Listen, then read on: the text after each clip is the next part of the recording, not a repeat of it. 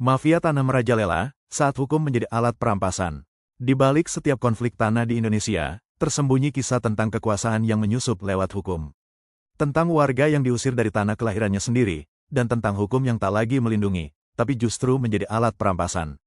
Inilah alasan mengapa buku, Membongkar Modus Mafia Tanah dan Cara Melawannya, ditulis. Buku ini lahir dari kesadaran bahwa fenomena mafia tanah bukan sekadar masalah administratif, ini adalah krisis sistemik yang dibiarkan tumbuh di jantung negara. Mafia tanah bukan mitos. Mereka nyata, terorganisir, dan bekerja dengan strategi yang presisi. Mereka tak beroperasi di luar hukum, tapi dari dalamnya.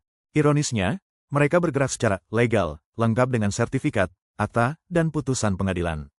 Semuanya tampak sah, tapi tidak adil. Pertanyaan pun muncul, apakah yang legal selalu berarti benar? Terlalu sering rakyat kalah bukan karena mereka bersalah, tapi karena sistem hukum menutup mata terhadap kebenaran mereka. Petani yang menolak penggusuran disebut penghambat pembangunan.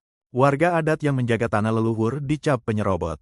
Narasi ini dibentuk oleh kekuasaan untuk membenarkan kejahatan yang terjadi di balik meja birokrasi.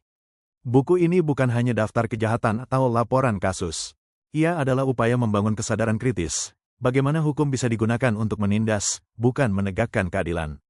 Buku ini mengajak kita bertanya lebih jauh, siapa yang diuntungkan dari sistem hukum yang timpang ini? Mengapa pemalsuan sertifikat bisa terus terjadi? Dan mengapa aparat hukum justru sering ikut melindungi pelaku?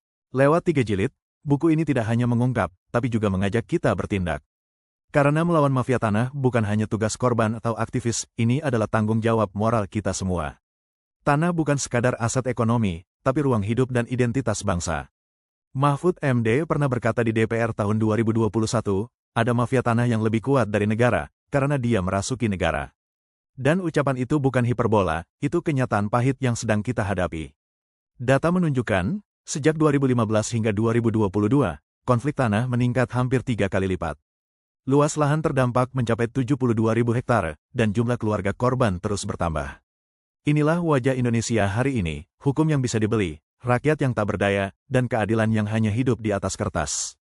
Tapi buku ini mengingatkan, pengetahuan adalah senjata pertama untuk melawan ketidakadilan itu. Materi ini cuplikan dari buku berjudul, Membongkar Modus Mafia Tanah dan Cara Melawannya, Pengantar Bab 1, karya Bernard Simamora.